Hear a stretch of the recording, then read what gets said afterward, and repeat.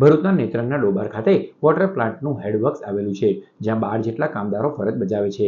નેત્રંગના ડેબાર મુખ્ય હેડક્વાર્ટર્સ ખાતે ફરજ બજાવતા આદિવાસી કામદારોનું આર્થિક શોષણ કરવા, સરકારી નાણાંની ઉચાપત કરવા તેમજ મુખ્ય એજન્સીના આશિષ માલસેતર દ્વારા નોકરીમાંથી કાઢી મૂકવાની ધમકીઓ મુદ્દે નાયબ કાર્યપાલક ઇજનેરને રજૂઆત કરી હતી અને 7 દિવસની અંદર જવાબદાર આશિષ માલસેતર અને કોન્ટ્રાક્ટર સામે કડક કાનૂની પગલાં લેવામાં નહીં આવે તો ઉપવાસ આંદોલન કરવાની ચીમકી ઉચ્ચારવા સાથે લેબર કમિશનર અને હાઈકોર્ટમાં જવાની ચીમકી પણ ઉચ્ચારવામાં આવી છે.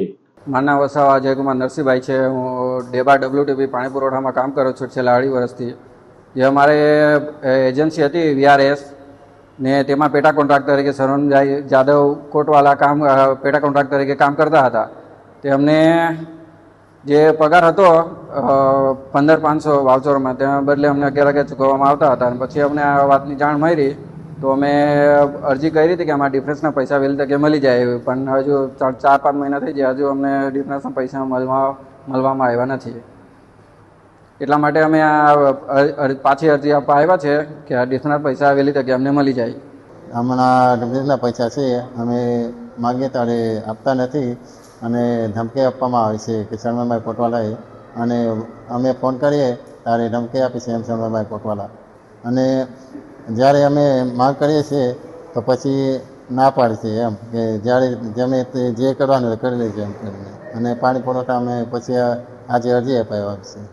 અમારા જે પગારના જે ડિફરન્સ છે એ અમે અરજી આપી હતી અને અત્યાર સુધી અમને એ ડિફરન્સના પૈસા આપવામાં નથી આવ્યા. તો વહેલી અમે આગળ પણ અરજી કરી હતી અને અત્યારે ફરી અરજી આપવા માટે આવ્યા છે. અને જો અમારા અરજીનો યોગ્ય નિકાલ નહીં કરવામાં આવે તો અમે ફોજદારી ગુનો દાખલ કરીને આગળ કાર્યવાહી કરીશું. અમે ઢેબાર ઝોનની અંદર 2 વર્ષથી કામ કરે છે. જો અમારો પગાર 15,500 હતો તે અમને ચૂકવવામાં આવતો નહોતો. તેના બદલે અમને શરણભાઈ કોટવાલા 11,000 ચૂકવવામાં આવતા હતા. અને જે અમારા ડિફરન્સના 2 વર્ષના પૈસા હતા તે અમને 1 મહિનાની મુદત આપી હતી. તેની અંદર અમને 3 મહિના થઈ ગયા, ત્યાં ચૂકવવામાં આવ્યા નથી. અને તેના માટે અમે આજે નેત્રંગ જે આપણે પાણી પુરવઠાની ઓફિસ છે તેની અંદર અમે અરજી મૂકવા આવ્યા છે અને તેનો નિકાલ અમારે જલ્દી થાય એવી વિનંતી છે.